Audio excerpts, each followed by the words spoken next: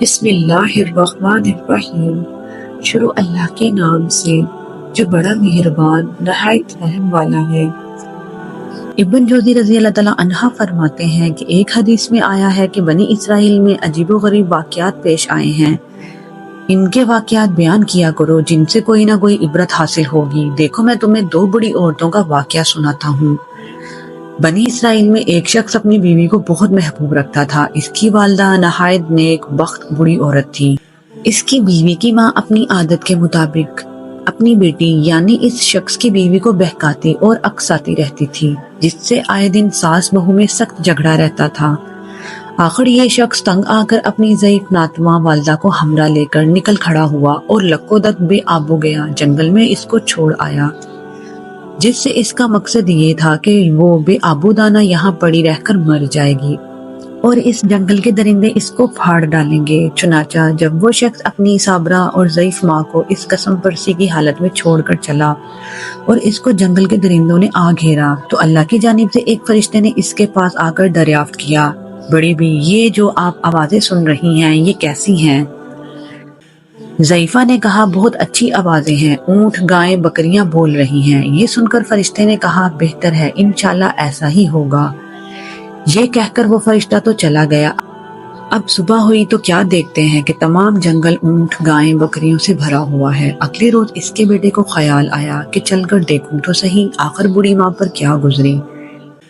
غرض جب بیٹے نے جا کر دیکھا تو ماں کے قریب تمام جنگل اونٹ گائیں اور بکریوں سے بھرا ہوا ہے، جس کو دیکھ کر اس نے حیران ہو کر اپنی والدہ سے معلوم کیا کہ اماں آخر میں یہ کیا دیکھ رہا ہوں، بتاؤ تو ماجرا کیا ہے؟ ماں نے کہا بیٹے تو نے میری نافرمانی کی اور اپنی بیوی کی اطاعت کی، اللہ نے مجھے میرے صبر کا پھل دیا ہے۔ اپنی والدہ کی یہ گفتگو سن کر وہ شخص بہت نادم و شرمندہ ہوا اور اپنی والدہ کو اس عطائے خداوندی کے ساتھ گھر لے آیا۔ اب کیا تھا، اس کی بیوی کو ساس کی یہ نعمتیں دیکھ کے کیسے برداشت ہوتا۔ اپنے شوہر سے ضد کرنے لگی کہ میں اس وقت تک ہرگز تجھ سے خوش نہ ہوں گی جب تک تو میری بوڑھی نابینا ماں کو بھی اس جنگل میں نہ چھوڑ آئے جہاں اپنی ماں کو چھوڑ کر آیا تھا۔ مجبوراً وہ شخص اپنی بیوی کی ماں کو بھی وہیں لے جا کر چھوڑ آیا۔ اب جب شام ہوئی تو اس بڑھیا کو درندوں نے آ گھیر لیا، تو پھر خدا کے حکم سے اس فرشتے نے آ کر اس بوڑھی عورت سے معلوم کیا کہ یہ کیسی آوازیں ہیں جو تو سن رہی ہے۔ بڑھیا نبینا تو تھی ہی، کہنے لگی یہ تو درندوں کی آوازیں ہیں جو مجھے پھاڑنے کے لیے آئے ہیں۔ یہ سن کر فرشتے نے کہا انشاءاللہ ایسا ہی ہوگا۔ یہ کہہ کر فرشتہ تو چلا گیا اور درندوں نے چیڑ پھاڑ کر بڑھیا کو تکا بوٹی کر دیا۔ جب صبح ہوئی تو اس شخص کی بیوی نے پھر اپنے شوہر پر تقاضا شروع کیا کہ جا کر دیکھ تو میری ماں پر کیا گزری اور اس نے کیا کچھ جمع کیا، کیونکہ اس عورت کا خیال تھا کہ شوہر کی ماں کی طرح میری ماں نے بھی اسی طرح مویشی جمع کر رکھے ہوں گے۔ مگر جب اس شخص نے وہاں جا کر دیکھا تو کیسے مویشی، بڑھیا سے جنگل تو کیا جہاں بھی خالی ہو چکا تھا، اس کا کہیں نشان بھی نہ پایا، کیونکہ اس کا تو رات ہی کوئی کام تمام ہو چکا تھا۔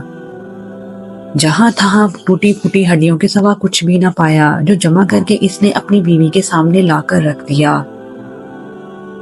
اور بیوی ان کو دیکھ کر اپنے خیال کی غلط تعبیر سے حیران رہ گئی۔ آخر اسی غم میں گھل گھل کر وہ خود بھی مر گئی۔ ہست و بخت کا یہی نتیجہ ہوتا ہے۔